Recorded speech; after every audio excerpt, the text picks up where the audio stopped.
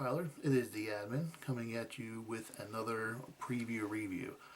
For this one, it is the Star Trek Into Darkness trailer that will be linked below and probably cut in between various rants that I'm going about here. I have to say honestly that if this was not a Star Trek film, I probably would not see this movie. The premise is not all that interesting. You think your world is safe. It is an illusion.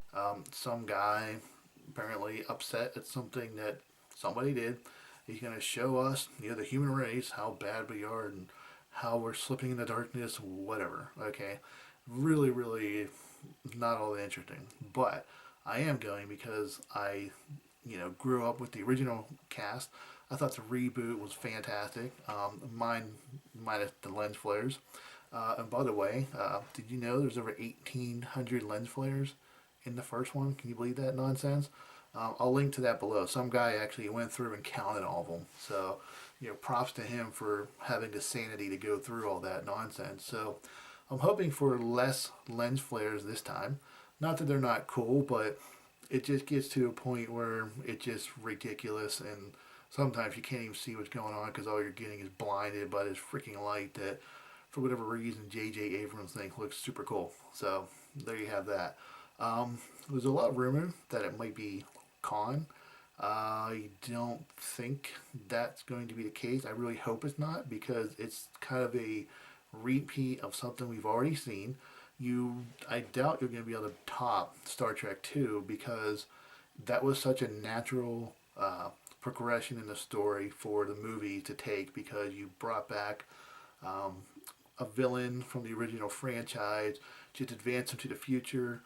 You have the overacting from William Shatner and the guy who plays Khan, Ricardo Montalban, I think, sorry if I mispronounced his name.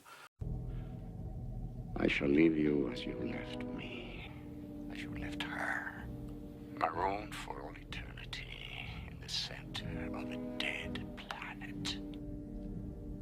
Buried alive, buried alive. Come! Come!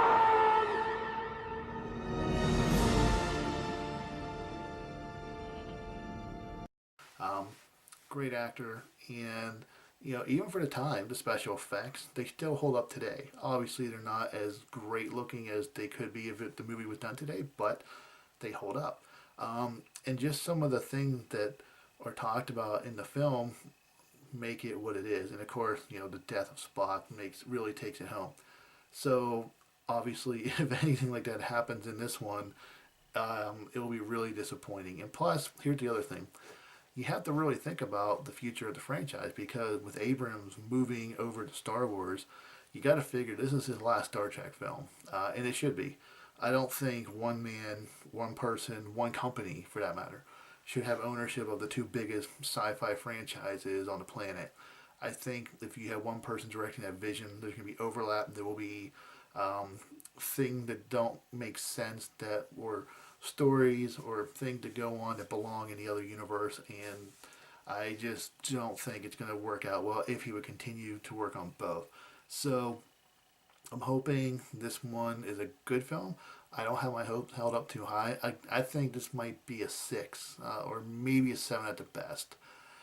Again, I really hope I'm wrong, but I really don't see it getting above a 6 unless they do something that is just completely unexpected and just really blows you away. And when it comes out, I'll have the other side of this, talking about the movie after seeing it. So we'll take it from there. So there'll be a link below to the trailer if you haven't seen it already. You probably have if you're watching this.